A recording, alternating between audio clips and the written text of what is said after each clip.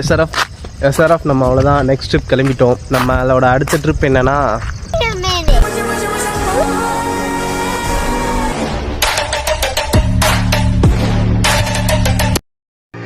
வணக்கம் எஸ்ஆர்எஃப். நம்ம ட்ரிப்பெல்லாம் கிளம்பியாச்சுங்க. மார்னிங் இந்த வியூ பார்க்க எப்படி இருக்கு பாருங்களேன். இது எந்த இடம் சரியா தெரியல. ரொம்ப அழகா இருக்கு பாருங்களேன்.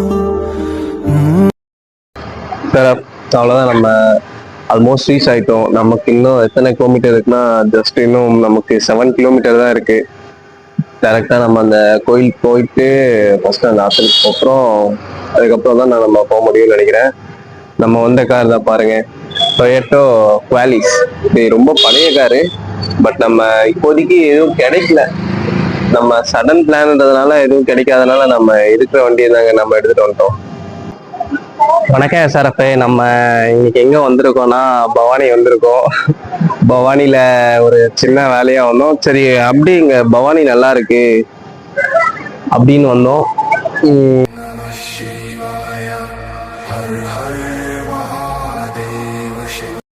எஸ்ஆர்எஃப், இந்த வியூ எப்படி இருக்கு? சூப்பரா இருக்குங்களா? ஓகே தான், ஆனா பட் வெயில் மட்டும் ரொம்ப கொளுத்துதுங்க.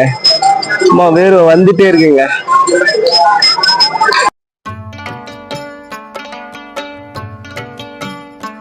வந்துட்டு பார்த்தா வியூ நல்லா இருந்துச்சு, ஆனா பட் தண்ணி மட்டும் கொஞ்சம் இல்லைங்க. கொஞ்சம்லாம் இல்லை, ரொம்பவே இல்லை. பாத்தீங்களா, உங்களுக்கே பார்த்தா தெரியும்னு நினைக்கிறேன். தண்ணி சுத்தமா இல்லை. ஏதோ அப்படியே தண்ணி இருக்கிற இடத்துல இருந்து அப்படியே இருக்கு பாருங்களேன்.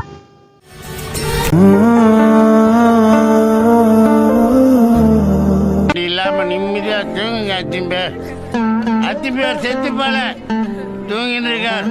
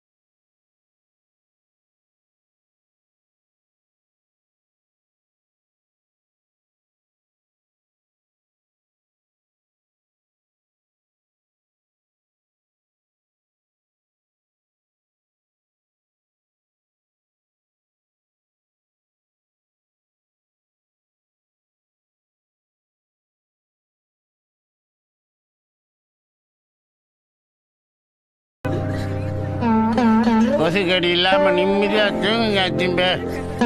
அத்திம்பேர் செத்து போல தூங்கிட்டு இருக்கார்.